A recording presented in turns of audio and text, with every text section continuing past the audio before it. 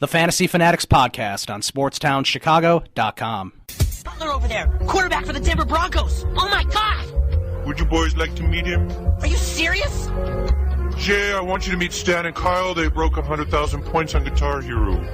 Wow, really? Nice to meet you guys. Nice to meet you. I mean, you kind of suck, but my dad says you might be good someday. Here he goes again, for the love of Ditcher. What the hell's he doing? Doesn't even know which team he's playing for. He reminds me of Rex. He really does. Is that what he's supposed to do? Throw it to the other team? Oh, yeah, well, maybe it's a new, offensive strategy. No way. You think? No, you idiots. It's called an interception. It's not supposed to be good. Now, hang on there, boss. You know, Rex Grossman, he threw plenty of them there, inner what's-its, and the Bears went to the Super Bowl. This Cutler guy, he throws them as good as Rex ever did. Yeah, so maybe this is the Bears' new strategy. You're an idiot. Oh, yeah? So how do you know what a quarterback's supposed to do? Because I read the book, you moron, and it says so right here on page 22. The quarterback's job is to call the play, hand off the ball, or pass it to his wide receivers downfield. His wide receiver. Wide receiver? What the hell's that? I think you mean kick return. And now it's time for Fantasy Fanatics. Welcome into Fantasy Fanatics on SportsTownChicago.com, and thanks, Andrew, for that really funny intro you put together. I'm Ryan Stuppridge. I'm Andrew Freeman. And I'm Ryan Risky. I just wanted to throw that together. Yeah. How long did that take to throw together? It took about 15 minutes. 15 minutes. Well, you are a production guru. You should have used sound bites from the score from the Bears post. I literally looked, scoured the internet for score, and I guess it's a good thing they do not post. That's usually how it goes with them. But what is it, Doug and Ed or something? Doug Buffone and Ed O'Bradovich. They're both like 60-year-olds. They're both alcoholics. ex-Chicago Bears players. Oh, that's why. That was a bad game, though, especially that first half. I was embarrassed to watch it. I was like, is this really the Chicago Bears? I was proudly booing at halftime. Yeah, so was I. And then Kyle Long, it was unacceptable that Bears fans were booing at halftime. And then I made a tweet that said, I guess it was acceptable to put up 0 points at halftime. Yeah, and that's a good tweet. Before we talk about this Thursday night game, you can follow us on Twitter. I'm at Ryan Stuppridge, Stuprich. I'm at Freeman Radio. I'm at RRisky16. And we will talk about, in this first segment, we're going to talk about the Thursday night game between the Broncos and Chargers. Then coming up in about 13 minutes or so, we're going to have Chris Simpson from the Daily Blitz. He's going to call in and talk about his NFL Week 8. We'll ask him about the ads and drops for the week for fantasy as well. You can ask him about his loss. You can ask him about his loss in the little bet Twitter that Andrew had with him. Twitter wagers happening every Thursday. He'll probably be giving Freeman some fantasy advice after putting up 49 points. Yeah, hey, so I did great in all my other leagues. And then, that's all I got to say. And then, of course, Kirk Cousins. We'll have our NFL Week 8 picks later on in the show. But yeah, let's talk about this Thursday night game. The Broncos won 35-21. They were pretty much dominant on all sides of the ball, especially in the second half. You know, actually down the board, it was pretty even. You think so? You want to look at possession time, 29 minutes and 14 seconds for San Diego, 30 minutes and 46 seconds for the Denver Broncos. Mm-hmm. The only difference down the entire board was the 2 sacks for 7-yard loss and the 2 interceptions.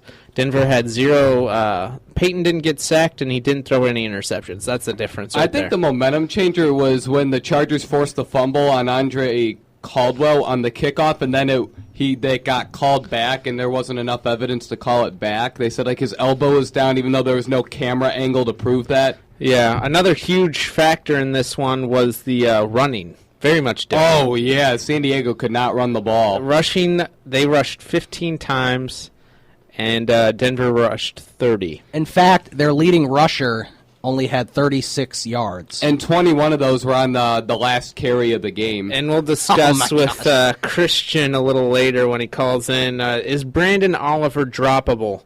You can also tweet us to tell us your thoughts on that. Did you by any chance drop him along with your many other guys that you drop and add every week? I changed my entire bench, and I kept Oliver. I'm just glad I didn't start him this week, because I started all the wrong players last. Actually, the only player... All my players had single digits, even on my bench, except for Eddie Lacy. And I was like, oh, this is the week you do it, huh? This is the week that he scores your double highest digits. scoring guy had 8 points? Yes. And Justin Forsett? It was Forsett, and then Kirk Cousins, and the rest of them were just poo-poo. Kirk Cousins had 3 points. 3 points because he got pulled from the game. in the meantime, the Broncos looked really, really good, and it looks like they're not unbeatable, but it looks like they could definitely only have a couple losses by the time it's all said and done. In my other league, I was actually thinking about benching Emmanuel Sanders before the game because I started him, which I'm glad I did, because in the game I had Phillip Rivers, Brandon Oliver, and Demaryius Thomas starting, and I didn't. And then Sanders, and I was just like, do I want 4 guys starting tonight? So I could have benched him for T.Y. Hilton, except I opted to start him, and then he had a great game. Yes, he did. And Keenan Allen actually showed up. Keenan Allen showed up. Did you start him? Second time. I did not start him. Is he by any chance up for trade? Yes, I'll trade Keenan Allen. His last 3 weeks, his total production of 9 points. So he passed the last 3 weeks of production with that one game. I was listening. I think Phillip Rivers has thrown to Antonio Gates more than anybody has. He has combined. They have, I forget exactly what the number was. It was maybe 80-something touchdowns together combined or something like that. Antonio Gates broke the Chargers single-season touchdown record. That's what it was. Yeah, most of his yards. I'm sorry.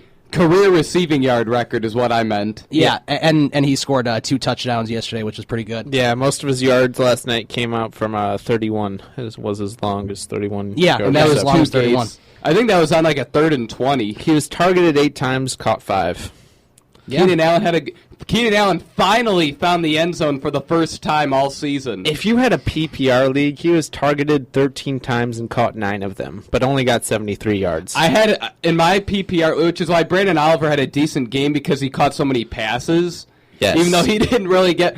7 for 27. Yeah, I think he had 5 catches for -8 yards at one point, and then he had a big catch and run. You know what's ridiculous is that his long was 22 yards, meaning that of the 7, that's bad he production. couldn't break any tackles yesterday, except I had Allen on my bench. He got me 23 points.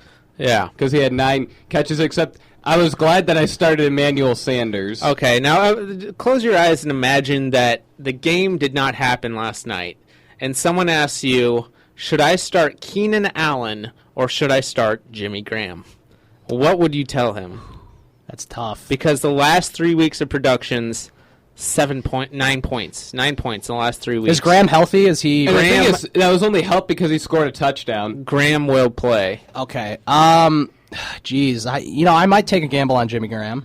He's the number 1 red zone target for Drew Brees, one of the best quarterbacks in the league. Right.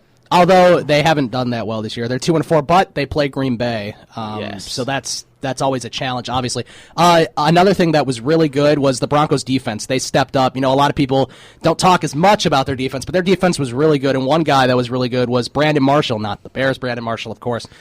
But he had 8 tackles, it looks like, which was really good. I remember Ryan Hoppy sent a tweet at Brandon Marshall after he was screaming in the locker room, and he sent it to the Broncos. Brandon Marshall. Oh no, that's no good. And then I sent him a tweet that said, "Yeah, you sent this to the wrong Brandon Marshall," and then he deleted the tweet. Marshall did have 8 solo tackles, but 10 total. Okay, yeah. 2 of those were tackles for losses. All right. Yes. Yeah, I think you're right about that. Yeah, the tackling, the fundamentals of tackling and all that was phenomenal. The Chargers weren't getting any yards after the first hit or anything. They were stopping them immediately. Yeah, and I've thought since they went 4-1, was it, or was it? Yeah, they won 4 straight. Yeah, I thought they were on a bubble. I was like, they're probably going to go on a losing streak. Well, they almost won this game because if that fumble doesn't get overturned at the beginning of the third quarter, they had the ball at the 15. But after they struggled with playing with Oakland, I was like, oh, this team might not be as good. Yeah, that defense wasn't good. Phillip Rivers had a good game against Oakland.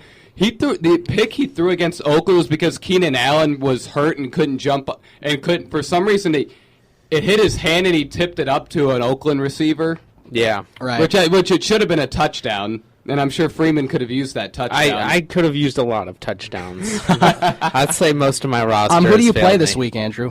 Me? Yeah. I'm screwed. That's going to be a big matchup. But no, it's not. It's not a big matchup at all. Speaking of big matchups, I also have a big matchup. I'm facing Luke Wave, who is tied with me for second place in both divisions. So that asshole had the nerve to beat me last week.